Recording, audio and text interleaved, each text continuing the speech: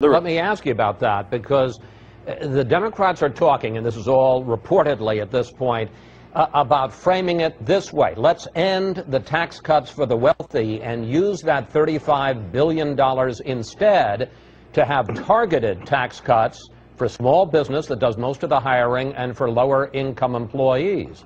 Would you support that? Well, let's get into the old class warfare again. Let's get the rich. You guys are out calling Obama a class warrior. Why? Because he is.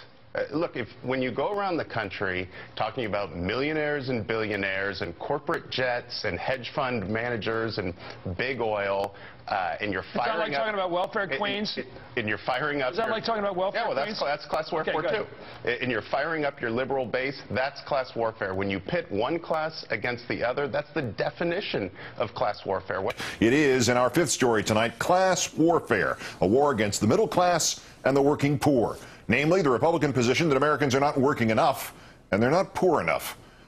But working for lower wages is not all that working Americans must do in Tea Party America. Minimum wage workers must work longer until they are older and retire on less. That, Kentucky Senate candidate Rand Paul explains, is how they'll pay for extending tax cuts for those making more than $250,000 a year. President Obama is really pitting Americans against Americans in a class warfare.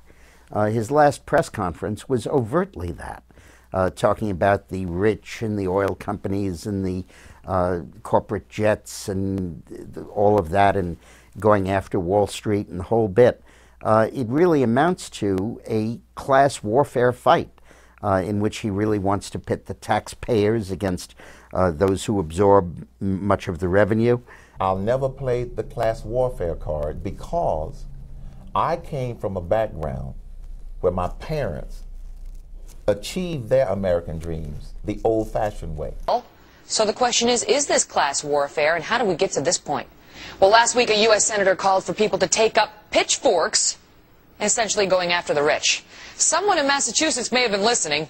New details just ahead on what could be a serial arsonist who may have some issues with people owning big homes. We need another French Revolution. Yeah. Now, why wouldn't they call for an American Revolution? Well, because as I describe in my book, liberalism began, the division between liberalism and conservatism began with the American Revolution conservatives, French Revolution liberals, and that has continued for the next 200 years. New York Magazine is not part of the vast right-wing conspiracy. They're not big fans of Ann Coulter. Let's put it that way. I think they like me. You think everybody likes you. How could they not, Ann? So Republicans whine about class warfare every time Democrats ask millionaires for shared sacrifice. 98% of the American people will not see a tax increase in this deal, and the rich have had the best 30 years in American history. The battle lines are drawn, and my bet is on President Obama this time around. And, of course, Bill O'Reilly's very upset about the fact that his taxes might go up. Thing is class warfare. Would you agree with that? I mean, not necessarily, no, but go ahead. I mean, but really, though, I mean, what the president is selling is he's saying, look, the upper tier, they're going to have to be responsible for the tax revenue primarily, and the other people will get a tax cut. He's saying, look, I don't really care about these people who earn a lot of money, but I want to help you. I think that's a class warfare. What do you think is going to happen? I don't know, and I don't. Look, it's going to be another brawl. The Republicans will stretch it out, and just because they want to create, the Republicans do, an image of chaos for November. Do you think it's moral to take more than half the income of successful people, anybody who's successful? Do you think it's moral to take more than half their income in federal and state income taxes? Because that's what we're doing at the moment in America, and it's going to get worse. You think it's moral? Well, I wish that were the case. That is the standard line, that half of the income.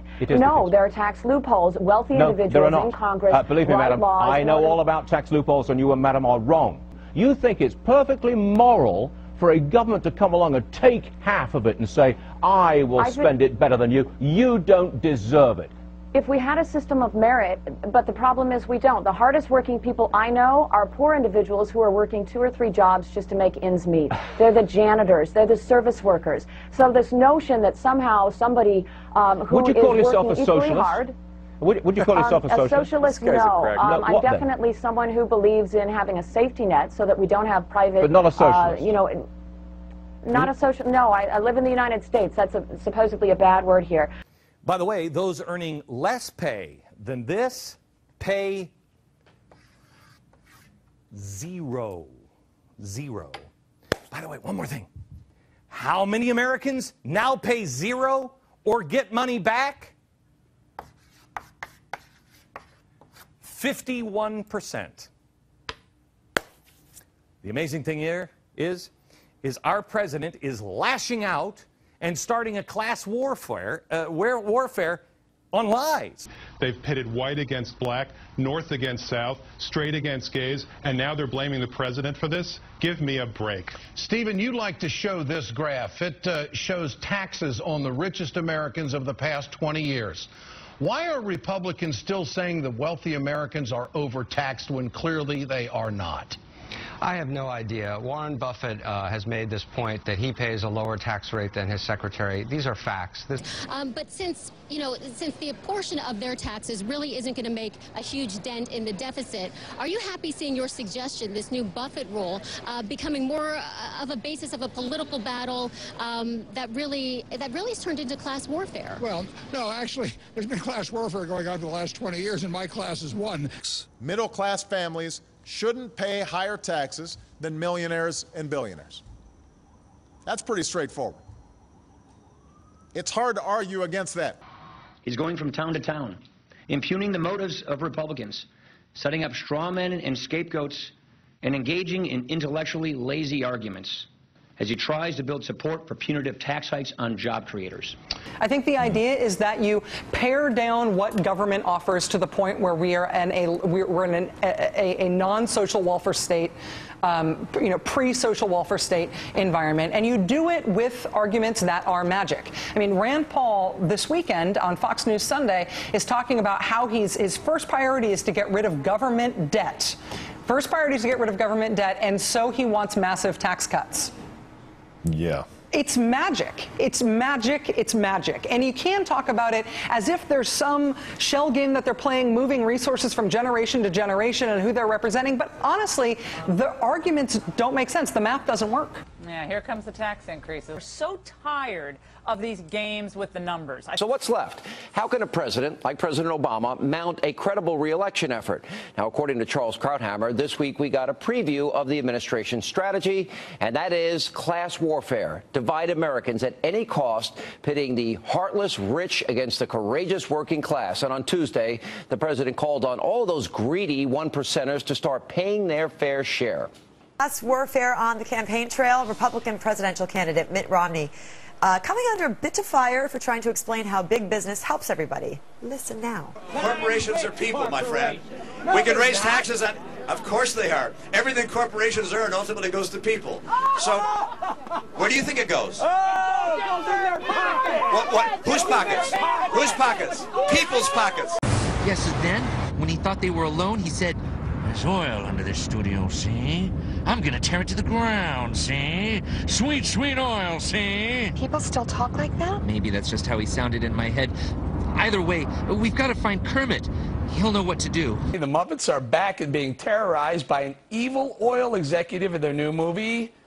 Liberal Hollywood depicting a successful businessman as evil. That's not new. So what's actually going on here? I mean, I'll put it out there. Is liberal Hollywood using class warfare to kind of brainwash our kids? Why do the kids have to be exposed to this? I know, because liberals they don't care. They want to get them at the youngest age. But whatever happened to why, Eric, tell me, why being rich is such a bad thing? Why being successful is such a bad thing? Tex Richmond, the Muppet's name is, that's the American dream, is to work hard and be successful. That would be a better story. Why is rich bad all of a sudden in today's society, and why are we teaching that to our kids? Is it? Class warfare, Chris, may make for really good politics, but it makes for rotten economics.